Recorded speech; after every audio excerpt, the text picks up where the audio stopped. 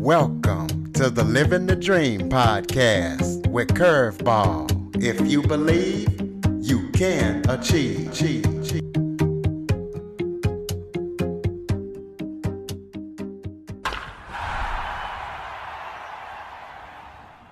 Hello and welcome to another episode of Living the Dream with Curveball.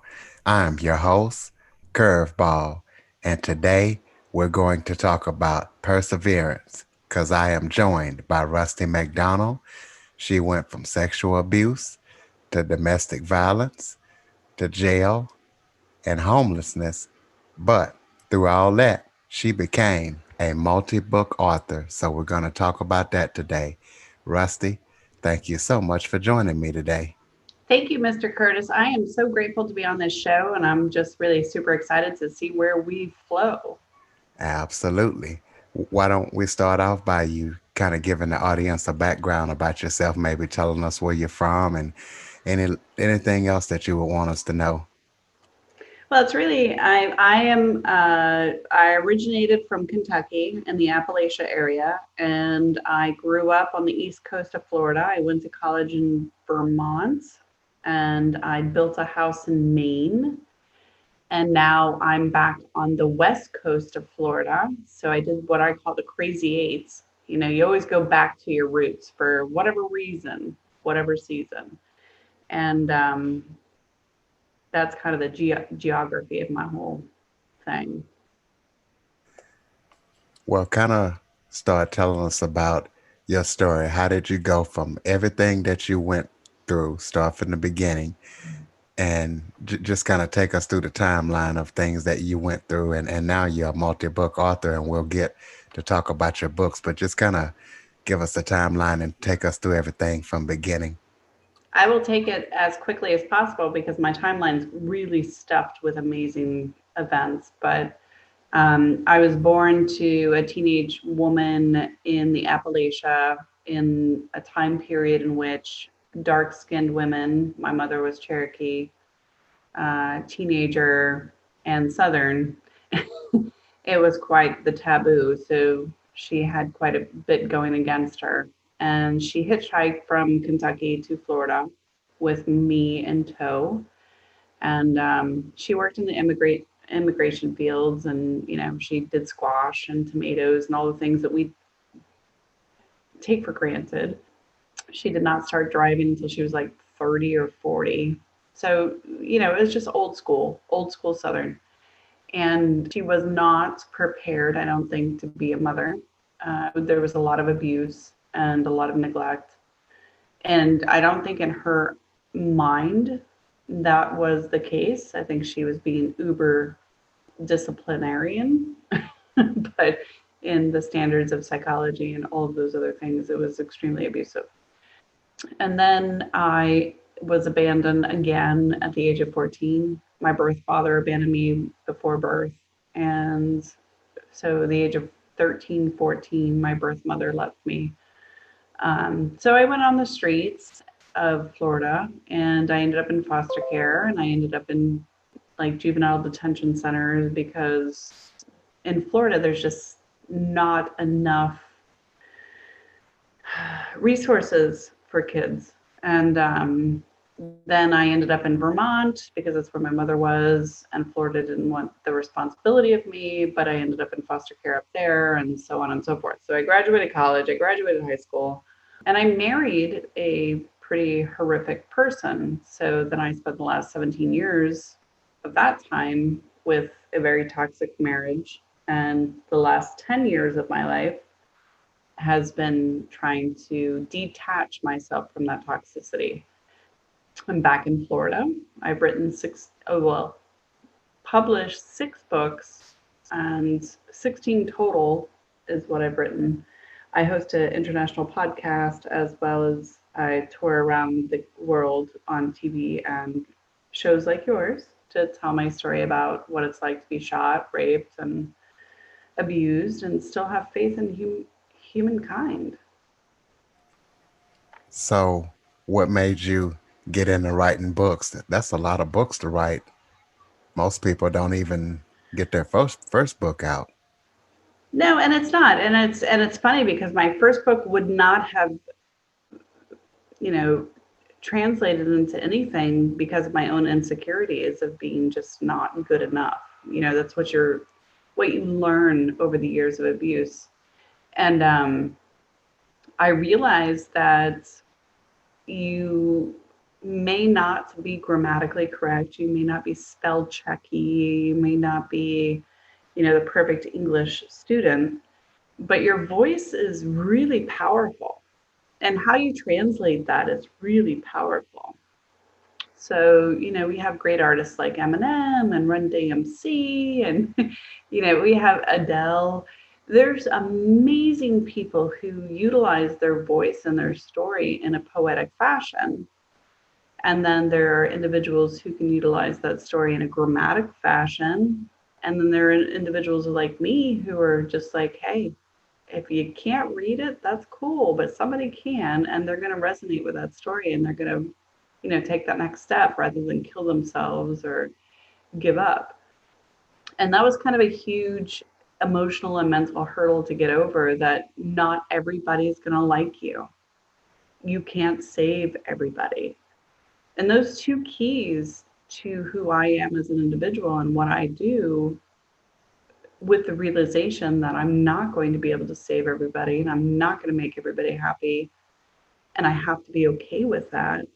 That was huge. And that's when my writing just took off, because I'm like, you know what? Fist bump, I'm out. You don't like it, don't look. Right? That's absolutely right.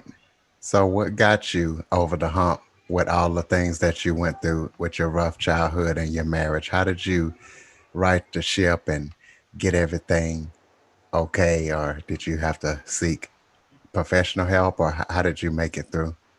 Oh, God, yes, absolutely. I mean, I literally was lying in my hospital bed. I just had the child that I was never supposed to ever have, according to the medical world. And I was dying. The doctor was literally telling me I had 72 hours to live. And I have a 6 month or 6 week old baby in my lap who I wanted my whole entire life. She's just amazing. And my ex husband's yelling at me because this is really inconvenient. He's got to go to work and take the kids to daycare. And he just was really awful while the doctor was explaining to him that if I didn't have immediate surgery, I'd be dead.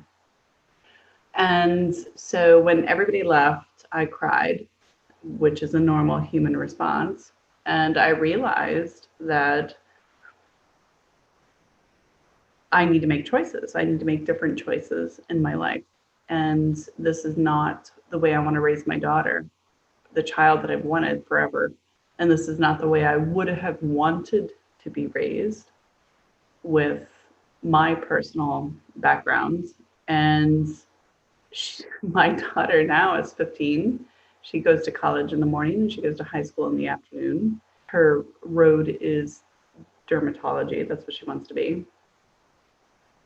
So she's living the way I wish I could have, in the sense of having support and love and, you know, that kind of stuff. My ex-husband did not take my leaving him very well.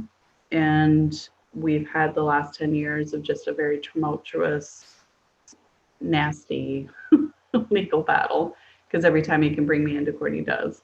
We ended up in severe poverty. We ended up in homeless, lost absolutely everything, lost my job, lost everything because of this.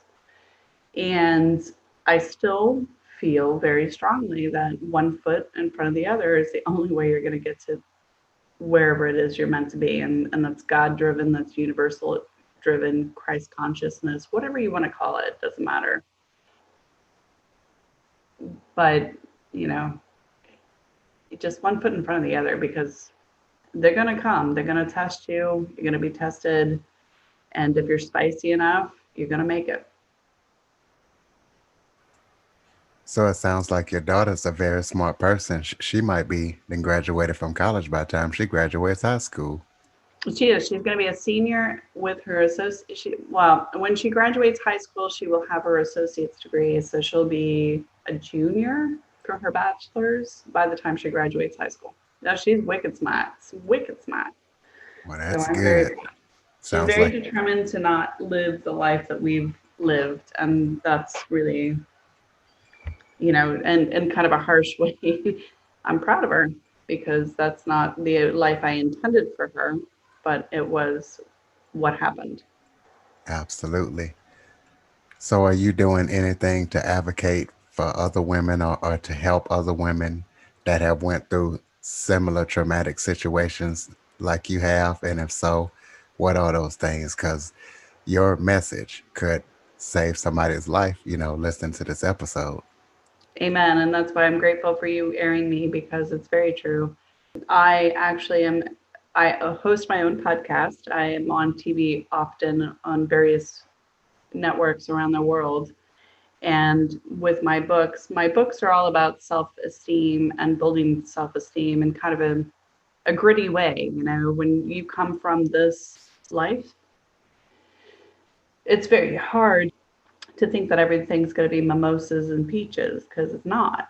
But when you look at yourself and you look at all the things you've done and appreciate that and feel secure in appreciating that, that's beautiful. I advocate for women's rights all over the world, actually, and I've been put in jail because of it. And I hope to continue to do so because I think it's not just a woman's issue, it's a human issue. And if you were to look at the societies across the world and how they denigrate other people because of a difference, that's really the issue. And in America, it's really difficult because we market off of fear, we market off of submissive behaviors, we market off of ignorance. And that in itself has got me in a lot of trouble. But I do speak out and advocate about that. One day I'm going to be the first woman president. Well, Um, let's talk about the jail time that you faced. Was it in this country? Kind of speak about that and why you were arrested simply just trying to advocate for women's right. oh, it was really actually quite impressive because I have fought for my daughter to have a voice in court, and her father is extremely abusive. And so at the time, we had made an agreement where we could move to Florida, and he was fine with that. His lawyer, who allegedly, and I'm saying allegedly, sleeps with her clients, suggested that he give me a worm, and I took it and I went to Florida, and then he said I kidnapped her. So when I drove up to a New England state, they arrested me during my custody hearing, saying that I kidnapped my daughter, and they put me in solitary confinement. So if I did not post that I was being arrested, I would probably still be there. And that was 3 years ago. They did not call the attorney general like they were supposed to. I couldn't eat the food because I have food allergies, and they were very aggressive. They were really nasty. And it was all in the fact that I was trying to protect my daughter from being with a man alone, not unsupervised. Like if it was supervised visitation, I'd be okay with that. But yeah, so she ended up with him for 9 weeks without my rights. I lost all my rights for 9 weeks, and she ended up with PTSD, which is a permanent thing. And now we have to deal with that because the particular state does not advocate for children's rights or women's rights. So, how is your daughter doing now with everything that's going on? Sounds like she's doing very well in school, but how is she coping and how are you helping her cope with everything that's going on dealing with her dad? He has his fourth or fifth wife now, so he's playing it cool. And he doesn't have her on a regular basis right now. She only goes up for school vacations, so it's very temporary. So it's very showmanship. Like he can be the cool dad for a couple of weeks, and that's cool. She doesn't see that. She's angry. She's very angry. So we don't really talk about it. I let that beast lie. But the last 2 years of visitation evidently have gone pretty well. But that's because he has a new wife. So if that changes, then it's probably going to be different. But she's also 15 now. So you kind of weigh out, she's not vulnerable as much anymore, if that makes sense. Most of your viewers will understand what I'm saying. I don't know if you do, but Oh, absolutely. when Definitely. they're little, they're very vulnerable and very malleable. And people like my ex husband take advantage of that.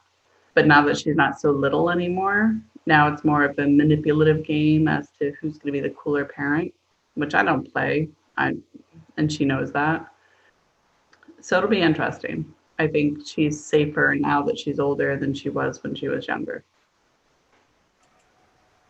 Well, let's talk about your podcast. Kind of tell us about that and how listeners can check you out. Oh my gosh, thank you. My podcast is kind of my other child. I absolutely love, love, love what I do.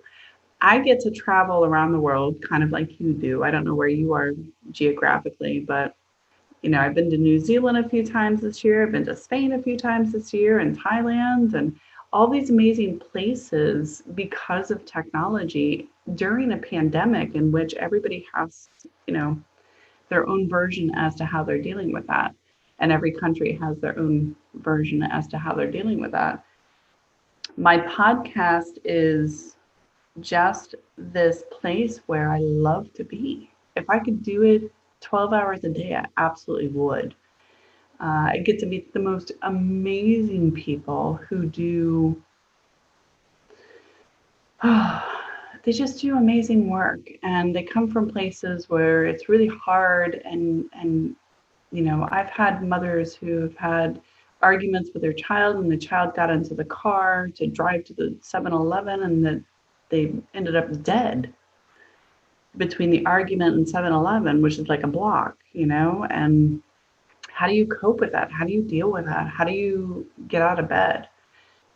And so for me, I just feel like this amazing microphone for everyday, ordinary people with stuff.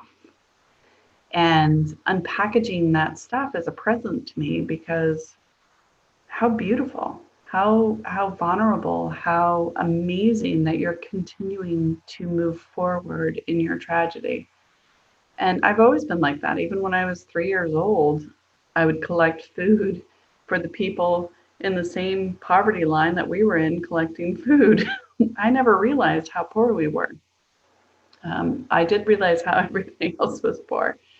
And so I have devoted my life to my podcast and now YouTube.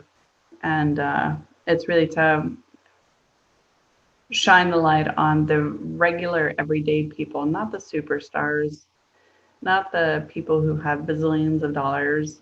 They're not the fabric of society. They're not what holds our countries together. They're not what holds our families together. It's really the everyday people who keep the world moving. And that's the cool part. Absolutely. Let's talk about, you not only traveled around the world, but you've been on all these different networks trying to get your message out.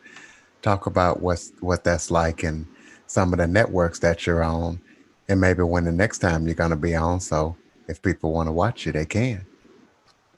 Thank you. I will be on quite a few shows. I was just on a women's summit this week, virtual women's summit, and I find it a very interesting journey. And I don't know if you go through this, Curtis. I had a proposition with a very large TV show, religious, because I'm a reverend, and they wanted me so badly to be on their show. And so I talked to the producer, and the producer said that for me to be on their show for 3 minutes, it would be $3,500, $3,500 to be on their show for 3 minutes. And I was kind of taken aback by that. And then she said, "Oh, but if you want 5 minutes, it's $9,000. Wouldn't God love you for that?" And so that illustrates kind of the thing that I go through in regards to different shows and different things that I'm invited to. A lot of these companies are not really interested in the story. They're really interested in the check. And that's been a very weird world, Curtis, because I'm not about that. So I get solicited to do that quite a bit. So that's been very bizarre. If you go to my website, rustie.info, rustie.info, then you can see where I have been. That's, authentic and everyday people like your show. I really avoid kind of that marketing weird place because I don't think it's good. So, what do they want you to pay them, or they were gonna pay you? No, This I wish they were going to pay me. Shoot, I'd be all over that. I'd be up in Duluth, Georgia right now. No, they wanted me to pay them for. wow. Can you imagine $9,000? What would you do with that, Curtis? I mean, seriously, what would you do with $9,000? Oh, I'd get me some more recording equipment and some more computers. Lord, you'd be paying your rent, you'd be paying your light bill. You're not going to be paying 5 minutes to be on a TV show that only a small segment of the population will watch. So no, it was really kind of, that was yesterday, by the way. I Wow, was just kind of taken aback. I'm like, seriously, you took all of this time out of my life because you wanted to sell me a package that I'm not taking? Okay. wow. Well, Yeah. speak to the women and men who have gone through abuse, tough situations, tough lives, tough childhood, that have been in the same position you're in. Just kind of give them some advice and maybe some resources that you have that they can get help and be safe until they can get to where they need to get. For my brothers out there, I would have to say that it's really extra hard for men. Women like to chat with each other and we like to have soul sisters and we like to have that hug and we're very capable of connecting even if it's short term. Dudes, guys, brothers, you need to step up and say, "Hello, this happened." And you don't have to tell anybody other than your sister. Or you don't have to tell anybody, but you do have to say it. You have to say it with your words. And I think men have a real hard time with that. I think women need to let go of the traumatic responses that we have. And that's a long process. But my largest overall long term advice is my brothers need to speak and my sisters need to let go. We as women tend to hold on and we tend to control and we tend to be impulsive, especially after severe abuse. And it's not because we're bad people, it's just because we're too afraid that something's going to fall and break. And I don't mean that physically, I mean that just life wise. The power is going to be turned off. He's going to come and smack you in the head, or you're not going to have enough groceries for the night, or whatever that shoe is that's going to fall. Women tend to try to prevent that. We're really good at that. And my males, my brothers, you need to speak up so it doesn't become an emotional atomic bomb where you end up killing yourselves or hurting somebody else. And you can reach out for help. I know it's COVID, but I'm always here. You can email me, hit my website up, watch some of my videos, watch some of Curtis's videos. There's things that you can do to kind of taper off that edge that we have with trauma. And eventually, you're going to cry less and you're going to hurt less. It's still going to echo, but it's not going to be the focus. And my big thing is focusing on my art and focusing on music. If you're having an emotional day where you just can't get the stuff out of your head, throw on some records, man. Like, I don't know. I'm old, but jamming out to a huge amount of music for a couple of hours in my house, that is healing. Listening to gospel, that is healing. If you are atheist, throw in some Metallica or Korn or Eminem or whatever it is that pleases you. But literally do it for 2 hours, and you will feel better because you got that pain out and you got that fear out for that moment. It's one step in front of the other. It's one day at a time, 1 minute at a time. It's life is really short. It goes really fast. We are sacks of fatty water floating on a huge lava rock without a steering wheel into the universe, which is infinite. Most of the crap that we hold on to and think about just doesn't matter. It really, really, in the bigger scheme of things, does not matter. When you're 80 or 90 years old and you want to go rob a bank, do it kindly, but smoke a cigar, throw in a Jameson, put in your favorite 8-track, whatever it is, jam away, and be like, dude, I'm holding you up just for fun. Be mischievous, be ornery, don't be hurtful, don't be mean. There's no need for that. And have fun in life. And not in a bad way, just in a kind of laugh a lot, enjoy it, hug more. And there's not one person on this planet that has not gone through shit. What I was going to ask you about is tell us about you got some upcoming projects and tell us about if you have any kind of special memories at ministries. I know you mentioned that you were a reverend, so just kind of tell us about projects that you got upcoming. My projects that are upcoming are really interesting because I am in a process in which I'm looking at either buying an RV or building what's called a schoolie. So taking an old school bus and turning it into an RV. So whatever God chooses, it'll come. But my purpose in doing that is I want to take my podcast and my YouTube channel on the road, and I want to actually have our meeting face to face where you and I are sitting there having coffee or tea or a glass of wine or whatever and having this conversation, because I think we have as a society closed up our windows and closed up our doors. When I was growing up as a little girl in the South, your neighbors would come over, and I know they were busy. They're just busybodies. They want to know who you are, what you're doing, and where you come from, like busy. But you still had some sense of community. Nowadays, people just kind of look at you out the window. Oh, somebody moved across the street, and they lock their door. So it's a fear-based society, and I don't want that. I don't want to represent that. And so I want to go on the road and take my podcast and my YouTube video and share the beautiful nature of what America is and what Canada is, because that's drivable, right? And eventually what the rest of the world is on a face-to-face level. So I'm really excited about that. That's going to be a 2-year developing process. And I have a book coming out in the next couple of months, 30 Days of How to Love Yourself. Very hard to do when you come from trauma. So it's a step-by-step gritty guide as to, looking at yourself in the mirror and being okay with the fact that you have spinach in your teeth, but it just is what it is. And it's kind of silly and fun, and having a fun way of getting through those moments where you feel insecure.